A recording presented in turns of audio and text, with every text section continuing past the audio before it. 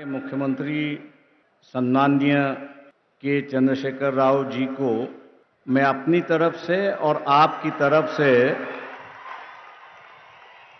पूरी बधाई देता हूं। इस देश के अंदर जो दबा हुआ, कुचला हुआ समाज जो है, उसमें एक नई चेतना, एक नई जान दोबारा उन्होंने शुरुआत की। एक चिंगारी जो है, एक नई चिंगारी उन्होंने शुरुआत। मैं मानता हूं कि हम लोग जो है बाबा साहब की जयंती मनाते हैं, ढोल बजाना, गाना बजाना, बाबा साहब की बातों का दोहराना, लेकिन यहां आने के बाद मुझे दिखाई देता है कि बाबा साहब की जो जयंती है वो अलग ढंग से मनाई जा रही है। बाबा साहब ने जरूर हमसे कहा कि शिक्षित बनो, शिक्षित बनने के बाद आप संगठित हो और एजिटेट करो, लेकिन किसके लिए? हमको संघर्ष करना है। किसके लिए? तो संघर्ष करना है समाज में बदलाव लाने के लिए। हमको संघर्ष किससे लाना है? तो एक नई व्यवस्था इस देश में पैदा करनी। हमको इस देश में संघर्ष क्यों करना है? तो इस देश में इंसानियत पनपनी चाहिए, इसके लिए हमको संघर्ष करना है। दलित बंधु का जो उद्घाटन हुआ, ये थोड़े बहुत पैमाने पे इस थियरी ऑफ लूट को रोकने की कोशिश की जा रही है, क्योंकि यहां जो प्रोडक्शन करने वाला है और बेचने वाला जो है,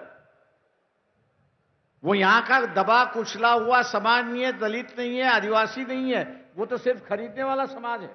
आज उसमें भी एक व्यापार की भावना, कमर्शियलाइजेशन है, उसकी कोशिश की जा रही है। मैं उसकी सराहना करता हूं और मुख्यमंत्री चंद्रशेखर राव जी का धन्यवाद देता हूं कि उन्होंने इस देश को आर्थिक दुर्बलता से कैसे लड़ना चाहिए, और साथ साथ ये जो पॉवर्टी एलिवेशन का जो सरकार का कार्यक्रम है, उसको एक नई दिशा देने की कोशिश की। इसलिए बाबा साहब की जयंती पर बाबा साहब के आर्थिक विचारों को आगे ले जाने के लिए मैं उनको दोबारा धन्यवाद देता हूं और अपनी बात आगे बढ़ाता हूं। इस कम्युनिटी माइनॉरिटी की हिफाजत करना है, तो उन्होंने 1956 में जब स्टेट रीऑर्गेनाइजेशन कमेटी बनी थी, तो उसको एक न्योता दिया था और कहा था कि state should be reorganised not on the basis, state should not be reorganised on the basis of language. राज्य जो है वो भाषा पर आधारित नहीं होना चाहिए। अगर स्टेट रीऑर्गेनाइज आपको करना है, तो पहला उसका वायबिलिटी आपको देखना है, इकोनॉमिक वायबिलिटी आपको उसकी देखनी है, उसकी ज्योग्राफिकल बाउंड्रीज उसको आपको देखनी है, और उसके माध्यम से एडमिनिस्ट्रेटिव यूनिट बनता है कि नहीं बनता है, ये आपको देखना है। आज तेलंगाना राज्य बन चुका है और एक नई दिशा, एक छोटे राज्य यहां पर दिखाई दे रहे, ऐसी एक परिस्थिति है। आपको वेलफेयर स्टेट की अगर संकल्पना आपको मंजूर करनी है, तो राज्य छोटे होने, ये जो बाबा साहब की डिमांड थी, वो आज मेरे ख्याल से कई राज्यों में मांगी जा रही है। और इस अवसर पर मैं ये कहूंगा कि व्यवस्था ही बाबा साहब को यहां पर जिंदा रखती है। ऐसी एक रुपये की जो वैल्यू है, उसको स्टेबलाइज करना जरूरी है, ऐसा मैं मान के चलता हूं। और मुख्यमंत्री होने के नाते एक मुख्यमंत्री अगर इसकी शुरुआत करे, तो हो सके कि देश के मुख्यमंत्री भी आपके पीछे चलने की कोशिश वहां पर करेंगे, और ये जिम्मेदारी आप इस जयंती के अवसर पर लेंगे, ऐसी मैं अपेक्षा आपसे करता हूं। और जो बाबा साहब ने चेतावनी दी थी कि जिस दिन इस देश में धर्म और जात की राजनीति शुरुआत होगी, जिस दिन धर्म और जात की राजनीति शुरुआत होगी, उसका पहला कैजुअलिटी यह होगा कि you will have no national leader.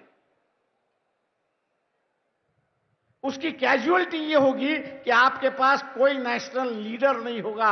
आज मैं मान के चलता हूं कि इस देश में कोई नेशनल लीडर नहीं। मुझे लोग पूछते हैं कि यहां आखिरी नेशनल लीडर कौन है। मैं एक ही कहता हूं कि जो अपने पार्टी के खिलाफ जाने की हिम्मत रखता था, अटल बिहारी वाजपेयी अपने पार्टी को भी सुनाता था, इसलिए मैंने कहा वो आखिरी करता हूं, उसके बाद भी कोई नहीं किया। आज जो स्टेट लीडर्स है उनको मौका है नेशनल लीडर बनने का, लेकिन लोगों ने उनको साथ देना जरूरी है, तभी जाके वो नेशनल लीडर यहां पर बनेंगे। मैं आज उम्मीद करता हूं आप लोगों से कि तेलंगाना ने डेवलपमेंट के माध्यम से एक नया रास्ता देश को दिखाया है। वही रास्ता आप आगे देश में ले जाने की कोशिश करेंगे और मौका भी देंगे आपके मुख्यमंत्री चंद्रशेखर राव को। इन्हीं बातों के साथ बाबा साहब के जन्मदिन पर आप सब लोगों को बधाई देते हुए, जन्मदिन हम लोग सभी मनाते हैं, धूमधाम से हम लोग मनाते हैं, अगले साल भी मनाते रहेंगे। लेकिन अगले साल जो बाबा साहब ने चेतावनी दी थी, उस चेतावनी को याद रखते हुए हम जात और धर्म के राजनीति से अलग होंगे, यही शपथ हम लोग लेंगे। जय भीम, जय भारत।